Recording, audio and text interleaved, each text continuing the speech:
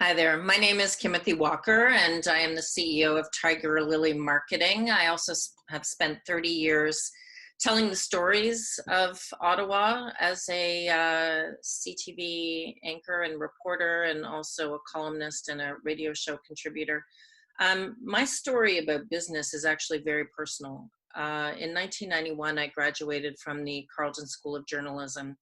I was the least likely kid to graduate. I had three jobs. I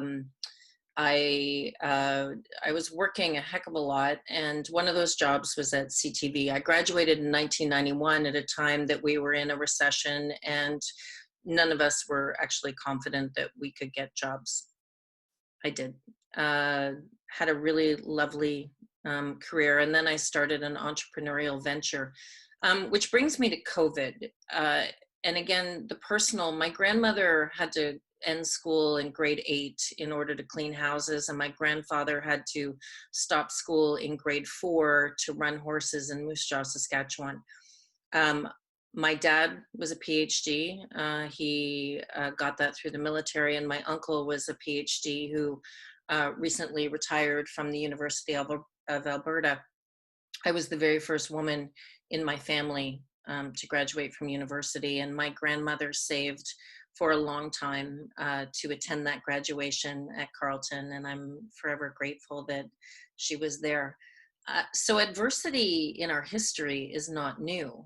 Our grandparents, depending on how old you are, our grandparents obviously had the Great Depression, but we've had September 11th, we've had ice storms, we have had stock market issues.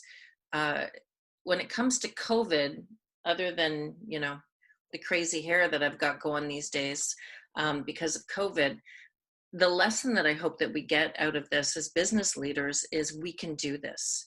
And part of that is resilience. Part of it is what I consider collaboration, communication, and connection. Those are the things that I think are really important in a world where we're Zooming all the time or FaceTiming, but that doesn't mean that we can't connect with people and share ideas. Just this morning, I had an hour conversation with somebody about the business of psychology and the psychology of business. The Sprott School of Business asked me to talk about, what we've learned. I believe resilience and that we can do this, but also the tough stuff. For me, the tough stuff was having to learn how to make the difficult decisions. I laid off my own daughter for the sake of the company. Now, obviously, I'm going to make sure that she still has food in her mouth, but there were people senior to her. I had to make some tough decisions about how the company was going to restructure at a time that we lost about 50% of our clients in 24 hours. I was never comfortable with making the tough decisions because in a world where I was mentored by Max Keeping, he made the tough decisions.